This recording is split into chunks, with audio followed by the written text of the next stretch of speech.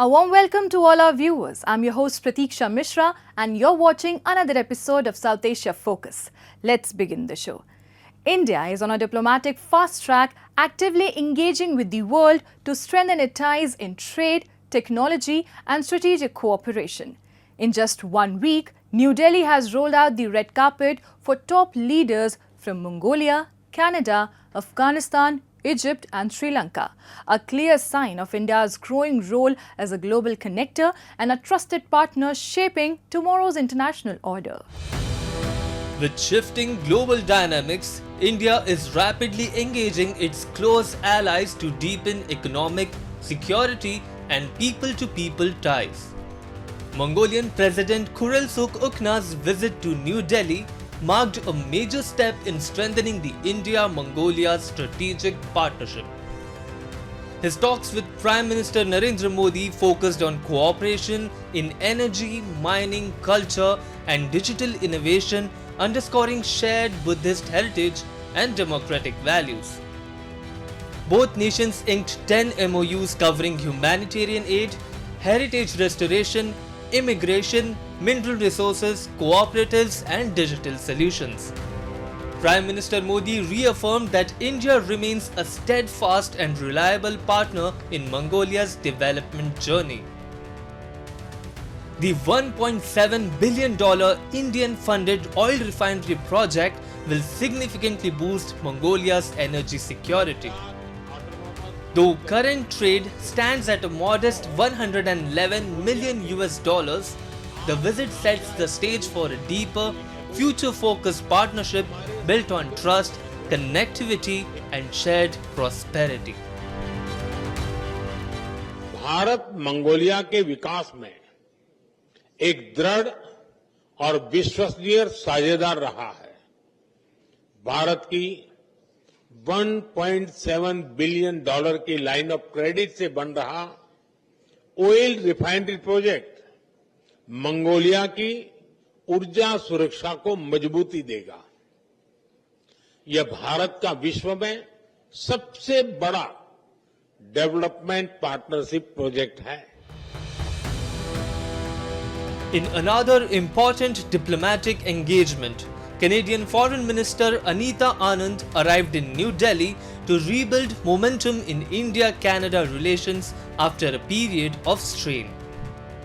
Following constructive talks between the two foreign ministers, both sides agreed on a new roadmap to enhance cooperation, marking a positive step forward. The appointment of new High Commissioners in August also reflected mutual intent to strengthen communication and trust. Anand later visited Mumbai, where she met business leaders to explore opportunities in trade and investment.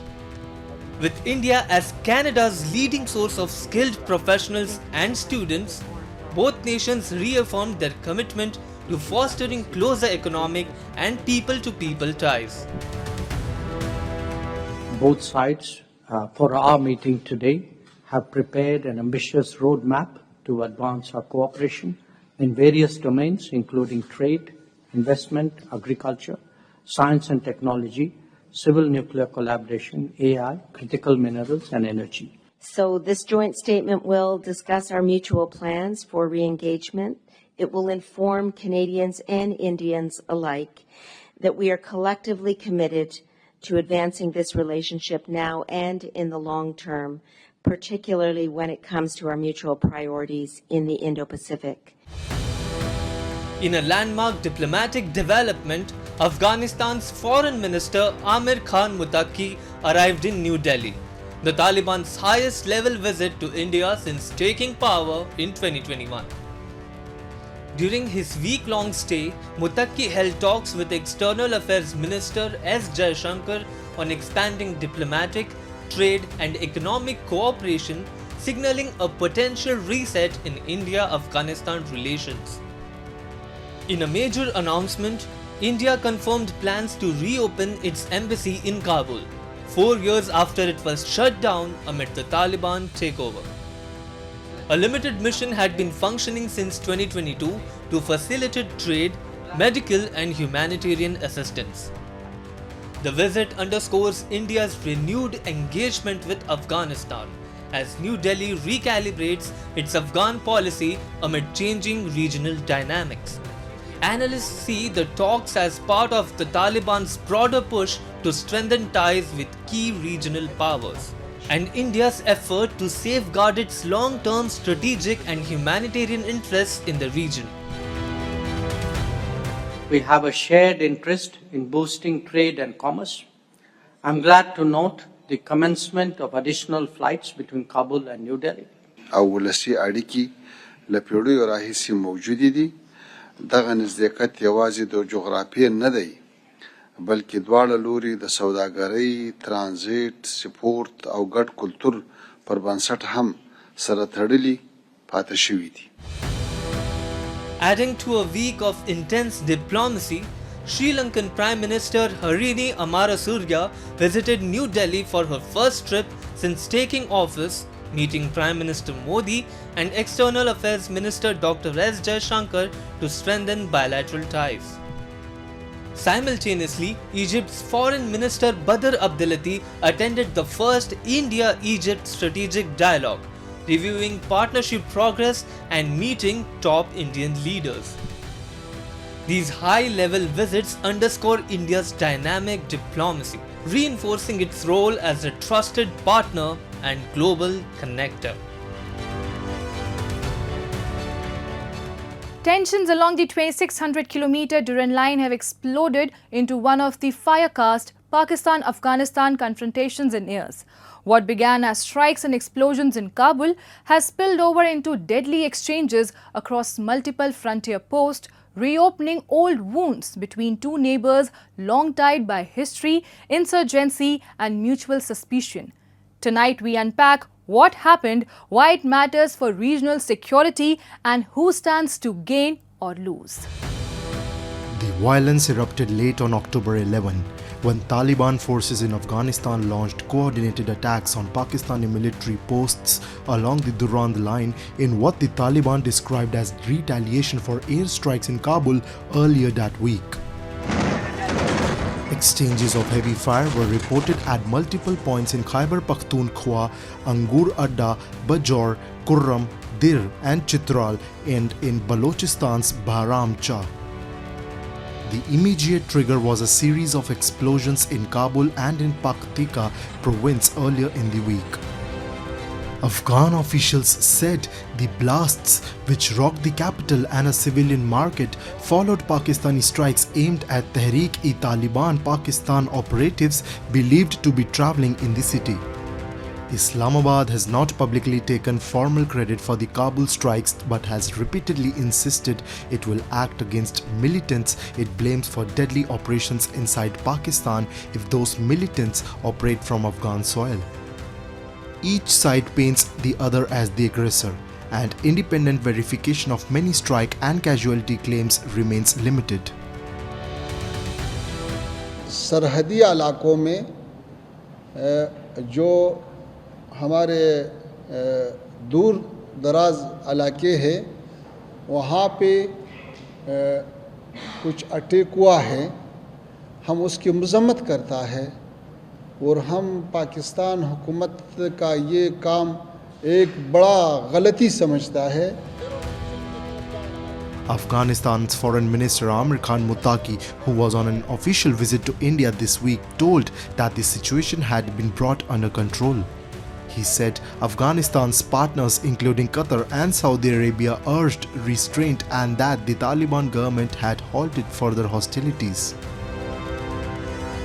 हमारे दोस्त ममालिक जैसा Qatar और Saudi Arabistan उन्होंने ख्वास्ता उन्होंने तलब किया कि अभी जंग रुकना चाहिए, तो हमारे तरफ से जंग रुका हुआ और अभी हालात कंट्रोल में हैं, तो हम अच्छा ताल्लुकात चाहते हैं.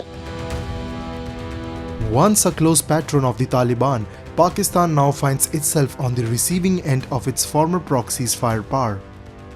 Islamabad had expected the Taliban to reign in the TTP after 2021, but instead terrorists have grown stronger.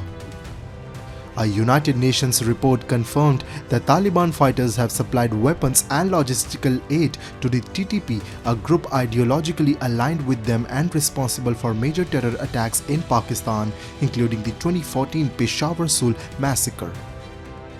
That history of patronage has now frayed into outright confrontation, a dangerous shift for a region that still bears the scars of decades of insurgency. I think Afghanistan need stabilization, need tranquility, need peace.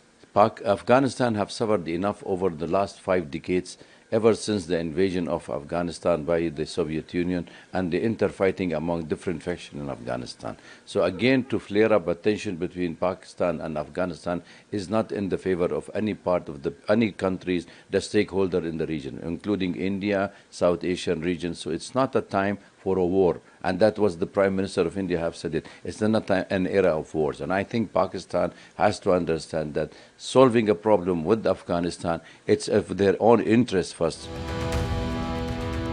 Analysts say Pakistan's airstrikes and years of interference in Afghanistan's internal politics have now backfired.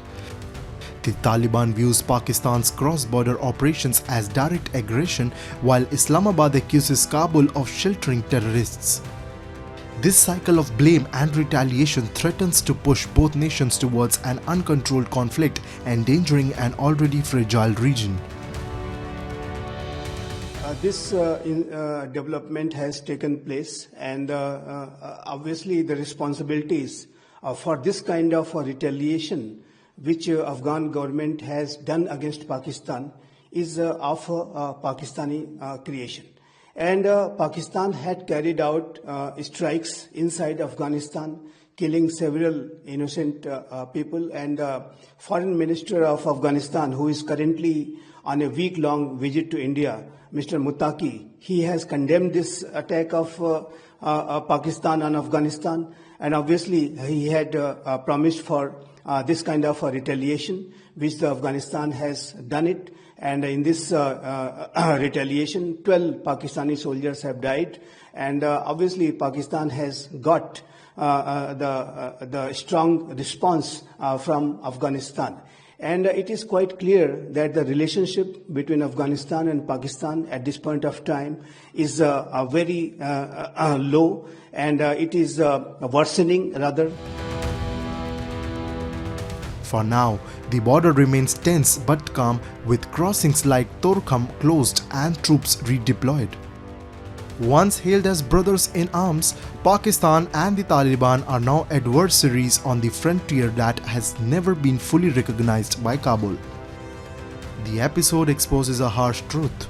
Pakistan's decades-old strategy of nurturing militant proxies has come full circle, leaving its western border in flames and its regional credibility in ruins.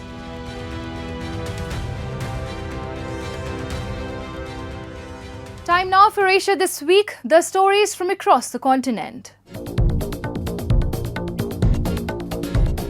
In Baghdad, 13-year-old Murad Habib sells snacks to support his family after his father's death, while also doing homework and dreaming of becoming a soccer player.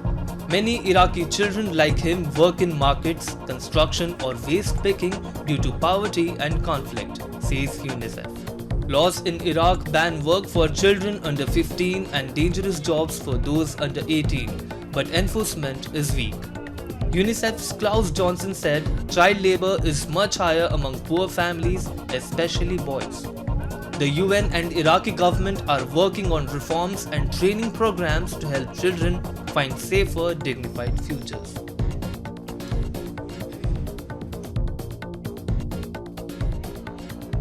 Bangladesh is facing a serious dengue outbreak with rising infections and deaths across the country. At Dhaka's Mugda Medical College Hospital, dengue wards are overcrowded and many patients are children.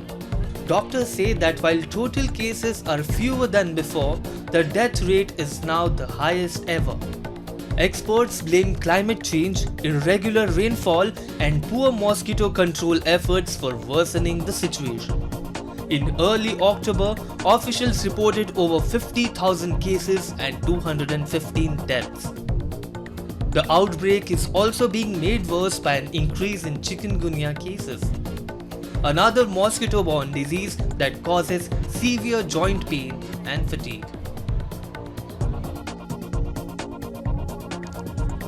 Brazilian environmental leader Chief Ahone Methukatire, head of the Kayapo indigenous group, received the Liberatum Cultural Honour in London on October 15 for his lifelong work protecting the Amazon rainforest and supporting indigenous rights. At 93, Ahone plans to attend the upcoming COP30 conference in Brazil to urge world leaders to defend the forest and his people's lands. The event was attended by Benedict Cumberbatch, Anita and Bianca Jagger. Trudy Styler, co-founder of the Rainforest Foundation with Sting, praised Ahone's message about global environmental harm. Earlier that day, Ahone also met King Charles at St. James' Palace.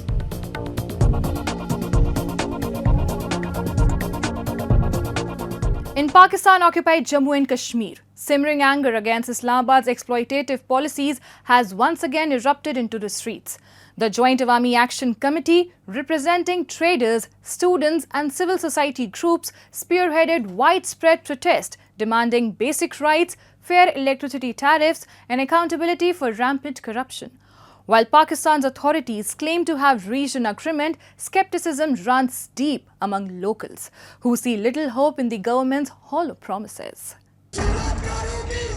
From Bimber to Rawalakot, thousands of people under the banner of the Joint Awami Action Committee have united in what they call a peaceful struggle for justice and dignity. For decades, residents of Pakistan-occupied Jammu and Kashmir have complained of systemic neglect with soaring inflation, power shortages and the absence of essential services turning daily life into a struggle for survival. What began as economic discontent has now evolved into a political awakening. The people are demanding genuine autonomy and an end to Islamabad's exploitative control over the region's resources, particularly hydropower, which benefits Pakistan's Punjab province while locals continue to suffer from electricity blackouts. देखा कि कौमें अपने इज्तिमाई मसाइल के हल के लिए जो उनके इज्तिमाई बुनियादी मसाइल होते हैं उनके हल के लिए एक मुनज़्ज़म प्लेटफार्म के नीचे पुरअमन जदोजहद करती है। मैं इस तहरीक के जो हमारे बुनियादी मकासद हैं वही 38 चार्टर्ड ऑफ निकात हैं वो कैसे हल करने हैं वो सारी बाशऊर कौम कश्मीरी कौम इंदर से ताव पर जान चुकी है, लेकिन वो आगे भी इसी तरह अपने जो हमारे कायदीन हैं उन्हीं की ही बातों को सुनते हुए नज़्म ज़ब्त के साथ और पुरअमन रह के ही हल हो सकते हैं। The Joint Awami Action Committee's 38-point charter of demands includes call for fair electricity pricing, transparent governance, infrastructure development and control over local natural resources. However, despite public assurances from POJK Prime Minister Chaudhry Anwarul Haq, the ground situation remains unchanged. Locals accuse the government of staging temporary reconciliations to diffuse public anger while continuing to suppress dissent through intimidation and arrests. Recent demonstrations also turned tragic when security forces opened fire on unarmed protesters, killing several youth, an act that has sparked outrage and renewed calls for justice across the region.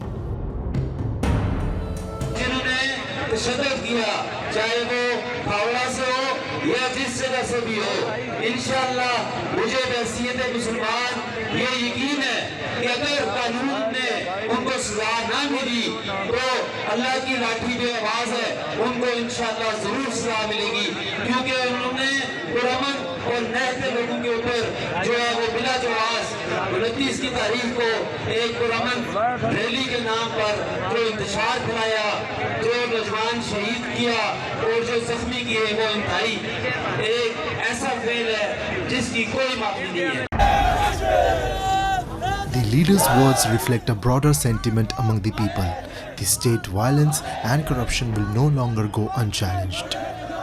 The killings of innocent youth have become a rallying cry for justice, with families demanding accountability from the very state that claims to represent them. Meanwhile, Pakistan's federal government in Islamabad has chosen silence, avoiding direct comment on the unrest. Analysts say this reluctance stems from fears that acknowledging the crisis could reignite debates about Pakistan's illegal occupation and human rights violations in the region.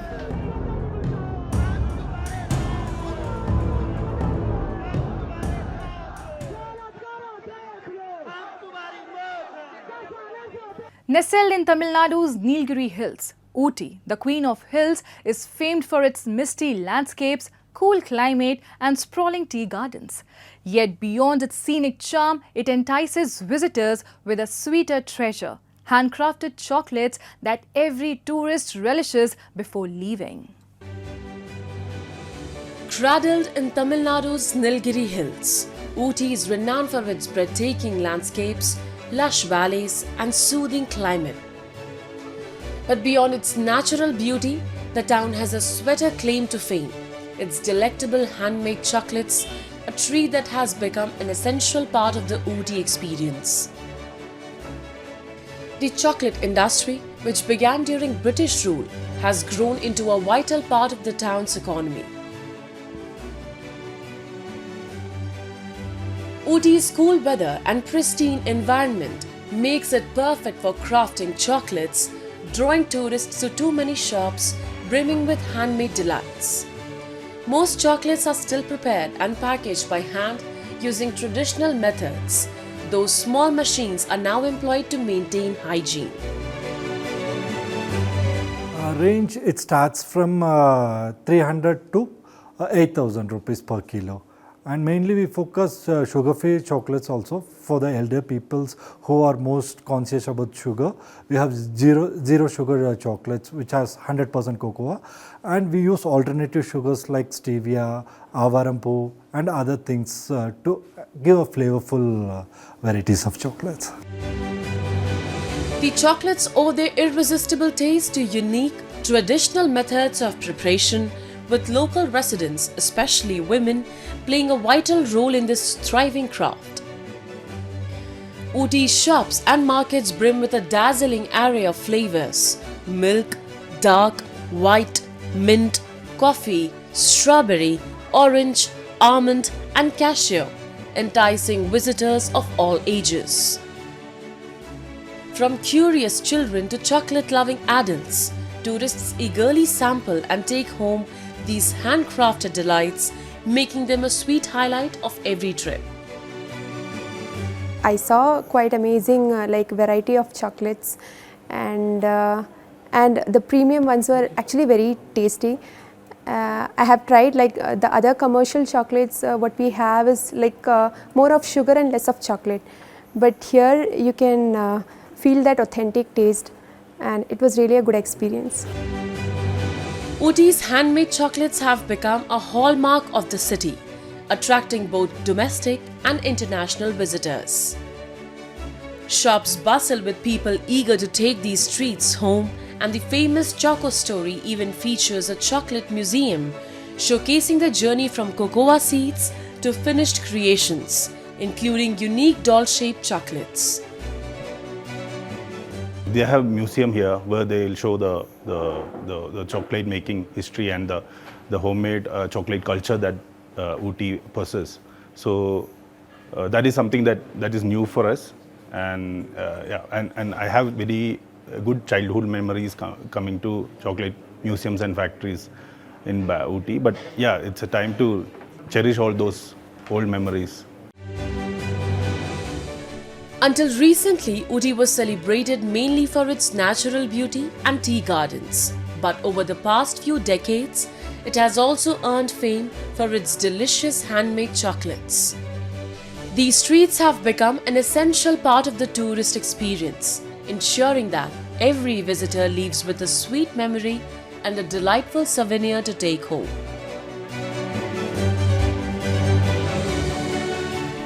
A trip to Ooty is not complete without tasting these delicious chocolates, a sweet memory to take home from the hills. And with that, we come to the end of this week's episode. See you next week. Till then, goodbye and take care.